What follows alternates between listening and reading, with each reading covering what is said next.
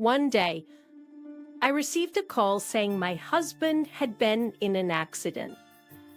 The shock wasn't so much the accident itself, but the news that his mistress had been in the car with him. The mistress didn't survive, and my husband was left paralyzed from the waist down. You see, in the midst of this, he began to demand that I take care of him for the rest of his life. Was I expected to dedicate my life to caring for a man who got into an accident while cheating on me? This can't be happening. I'll teach you a lesson. My name is Mandy, and I'm 32 years old. I live with my husband, Ray, and our daughter, Miss Lily, who's almost 5 years old. I'd taken a break from my job when I got pregnant, but I began working again when Lily started daycare. Between work and raising a child, I'm always busy, but I'm also leading a fulfilling life. This is all thanks to Ray, my husband. He has been working diligently and also does a great job of taking care of Lily. As a husband, a father, and the head of our household, he has always done his best. Christian, it has been our daily routine to have dinner and listen to Lily's stories after Ray gets home from work. Hey, Daddy, listen. I drew a picture at daycare today. Oh, did you? You're really good at drawing. Actually, you should draw a picture of me next time. Oh, okay. Oh, and Mary told me that her family went to the amusement park today. I want to go too. For amusement park, huh? How about we all go together next weekend? Really? Yay. I love you. Daddy, I love you too. Lily. Well, after your mom, of course. Then Ray would wink at me, and Lily would puff her cheeks out and pretend annoyance. These normal days spent with my family are my greatest treasure. But when did Ray start to change? He started coming home late and often left early in the morning on his days off. At first, I thought it was just a coincidence, but the frequency of these strange behaviors began to concern me. So, I decided to confront him. Hey, you've been coming home late a lot lately. You busy at work? Yeah. Yeah. I've got some new projects and stuff. I see. But you also leave early in the morning on your days off, and you never tell me where you're going. That's, well, I've been visiting my parents. I thought I should check up on them from time to time. Your parents' house? To be honest, in-laws aren't young, but we see them once every few months, and they're doing fine. So why all these sudden visits? Although I was suspicious, I didn't want to press him too hard, so I let it go that day. 2 weeks later, he texted me again saying I'll be home late. I have overtime work to do. He didn't get home until after midnight. Ray came home in high spirits, but something about him was off, and I noticed immediately. Hey, where have you been? I told you I had to work late, didn't I? But about that smell. What smell? A scent of sweet perfume. It's clearly a woman's fragrance. Why would you smell like that if you were working late? My husband's eyes were obviously darting about, clearly flustered. As I pressed him further, he quickly interrupted me. Actually, there was a client entertainment event today. A client event? In response to my question, my husband nodded vigorously. You see, one of the VIPs at the client's place is a woman. You'd expect some perfume to rub off if we were drinking together, right? Then why'd you lie to me from the start? There's no need to lie about overtime. I felt guilty because you were working hard at home, taking care of housework and Lily. I didn't mean to lie. I didn't want to make you worry.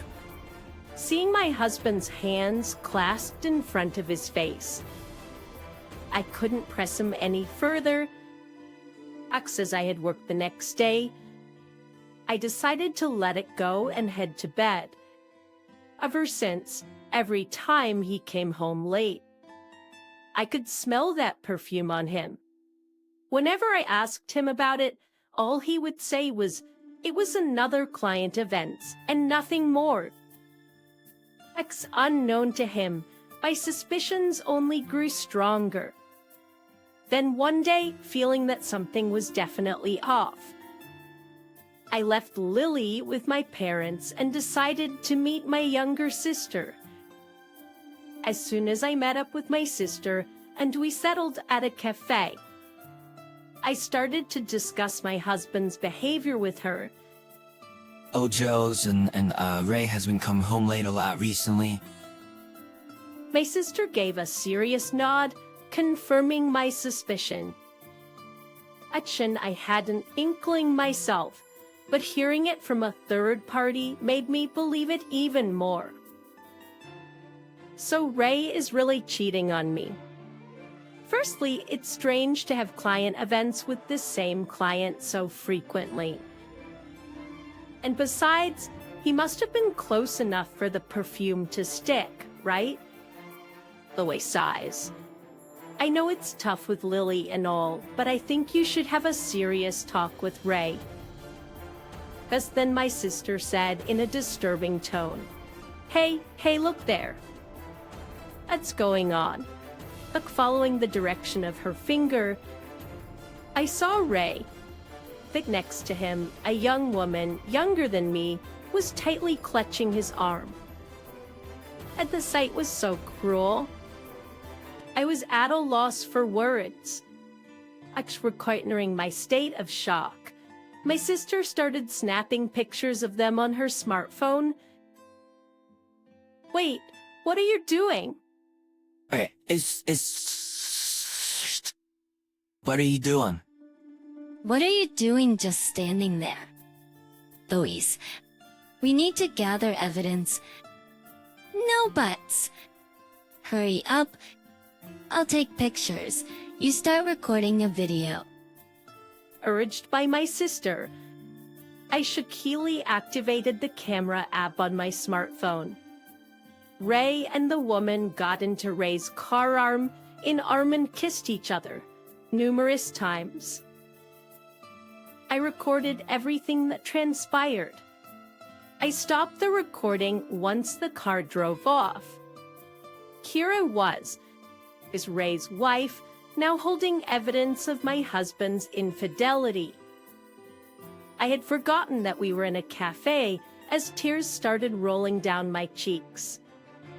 My sister remained silent for a while, but then she gripped my hand and firmly said, Isais, I know it's hard, but you should really have a serious talk with Ray. I know, so I know, but, this is also for Lily's sake. At my sister's words, I was jolted back to reality. That's right, the only one who can protect Lily is me. Or maybe Lily's dear father, but I have to confront this sooner rather than later. Now that I know what he's done, he has no right to be a father. After talking it over with my sister, we decided to have Lily stay at our parents' house for the day. In about Konatiasis, I returned home to wait for my husband's return, but he didn't come back no matter how long I waited. As around 10 p.m., our rarely used landline rang. Who could it be at this hour?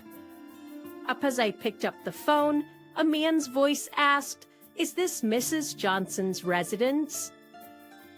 Yes, it is. Who am I speaking with? This is the police. This is Mr. Ray Johnson's residence, correct? Yes, it is, the police. Did my husband do something? Please stay calm. Hasn't your husband's been involved in an accident? What, According to the police, my husband had a car accident and a woman who was in the passenger seat lost her life. My husband was apparently taken to the nearby university hospital. I rushed to the hospital without even grabbing anything. At the university hospital, my husband was undergoing surgery in the emergency room. Based on the circumstances, it appears that your husband and the deceased woman were in a close relationship. Is that so? Seeing my stunned response, the police officer questioned with H.U. Hatio. Yes, today. Did you have any suspicions, ma'am?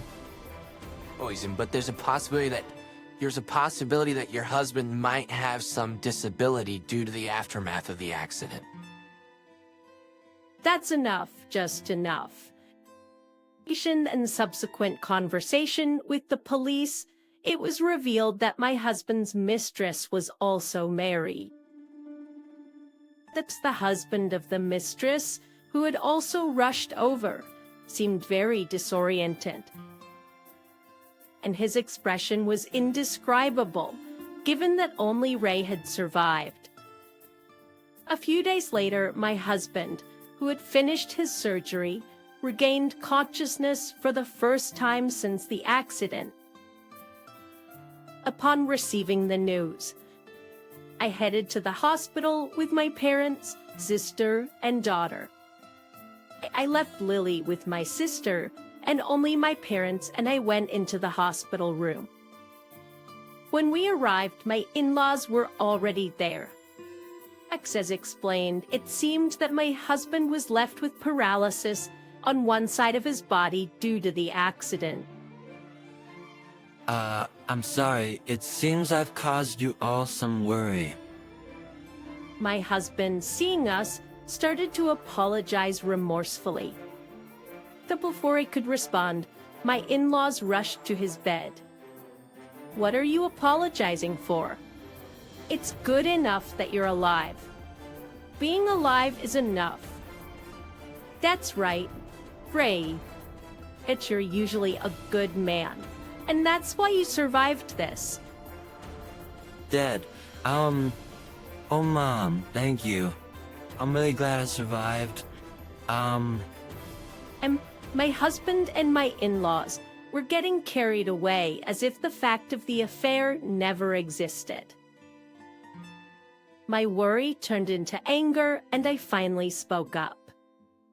"I'm sorry to interrupt your celebration, but Ray, will you divorce me?" What? "I got these divorce papers. Can you please sign them?" Divorce? What are you suddenly talking about? "Suddenly, you had an accident with your mistress. What are you even saying?" Go, you got it all wrong. Absolute. Woman in the car with me was just a business associate, not a mistress. My husband began to lie desperately. Does he really think he can hide it from me? I decided to reveal the truth to him. "Do you plan to play dumb now?" "I already know. I know that you cheated, Ray." Nah, I swear. That is not true. I didn't cheat. "You were at a cafe with your mistress on the day of the accident, weren't you? I saw you two get into the car together. Don't make excuses. I've forgotten I was in a hospital room and raised my voice. You even cut down on time with Lily to play around with your mistress. What the hell were you thinking? My Mile interrupted me with a frown. Oh dear. Mandy, what are you so angry about? If Ray cheated, it's because you did something wrong. Mill, what are you saying? Ray just regained consciousness, right? And you've heard it from the doctor, haven't you? Ray ended up with hemiplegia due to the after effects. What does that have to do with our divorce? From now on, he needs your dedicated care. If you have time to talk about divorce and such, you should be studying for caregiving right away. That's right. My husband echoed his mother. But you'll be taking care of me from now on as my wife. That's when it happened. Any lingering sympathy I had for my husband evaporated in an instant. At first, I truly felt sorry for my husband who had an accident. Even though he had cheated, ending up with hemiplegia was... But now, I couldn't care less. They have not an ounce of remorse for what they've done to me. All they care about is themselves. Suppressing my rage. I addressed my mother-in-law. Are you serious? Who in the hell would want to take care of a cheating idiot? An idiot? Mandy, how dare you insult my Ray? Well, it's the truth, isn't it? It's true he cheated, and it's true he caused an accident. Ain't everything your son's fault? That even if the accident was his fault, cheating happens because of the other person. If I did something wrong, does that mean he's allowed to cheat? I was desperately trying to balance work, childcare, and housework for my family. You say it's my fault, and you still defend your cheating son. Well, that is. My unusually assertive tone made my mother-in-law's voice gradually quieter. My husband, unable to stand by, yelled at me, "How dare you talk to my mom like that?" Perhaps believing that being a patient makes him superior, my husband glared at me. I moved closer to him, looking down on him with intensity, and he muttered, "What the..." in a frightened tone. "Cut the crap, won't you? Who do you think is responsible for the situation we're in now?" Well, that is. The reason we're in this mess in the first place is because you betrayed our family by cheating, right? Getting into an accident with your mistress, you must be a total fool. There's no other word for it. What the... It's all messy now because you suddenly started talking about divorce. He still seems not to feel at fault for what has happened. That's with a deep sense of disgust and bitterness in my heart. I lashed out at him. How long are you going to blame everyone else? Anyway, think about it yourself. You're the one who cheated. And on top of that, your mistress died in an accident? Stop justifying yourself. Oh, Mandy... You destroyed our family with your thoughtless affair. I don't know how much pain Lily will have to go through because of you. You've not only hurt me, but you've also trampled on our daughter's heart. There's no way I could stay married to someone like you. Just go on and paralyze yourself for all I care. As I walked away, Ray was at a loss for words, his face pale. As I caught my breath, the hospital room door opened, and our daughter walked in. Ellie, how did... Sorry, sis. I took my eyes off Lily for just a moment. Following Lily, My younger sister entered the room, bowing her head apologetically. Seeing Lily, Ray seized the opportunity to latch onto our daughter. And Jan, the supper. Lily, you wouldn't want back? Daddy. So what? You don't want Daddy and Mommy to be apart, right? To Ray's question, Lily gave a thoughtful hum before finally saying, Mommy's here, I'm fine. at her words, Ray let out a dumbfounded, "What?" Because Mommy looks sad when she's with Daddy. That's because Daddy's doing something that Mommy hates, right? Oh, that's... I hate the daddy who makes Mommy sad. I don't need a daddy. I'm fine with just Mommy. Go away. Ray seemed to be taken aback by Lily's words. With nothing more to say, he lay down on the bed, his shoulders slumped. When I once again shoved the divorce papers at him, he quickly gave up and signed them. I then hired a lawyer and sought alimony and child support based on evidence of his infidelity. He was also told about the damages by the husband of his mistress, so the amount he had to pay was considerable. His mistress was a junior at his company, and his infidelity was exposed, leading to his dismissal. It's not just an affair, but he took a woman's life, so this is just retribution. A bill damages drained Ray's savings, and he's now living in a small apartment with his in-laws after selling his house. I heard that his in-laws are taking care of their wheelchair-bound son every day. As for me, I've decided to stay at my parents' house for a while with Lily. But once we've settled down, I plan to live alone with Lily again. But we thought it would be better for Lily's mental health to live with a lot of people for a while. On our way to the daycare, I asked her about the one thing that had been bothering me. Hey, Kroptiv, are you really okay? With what?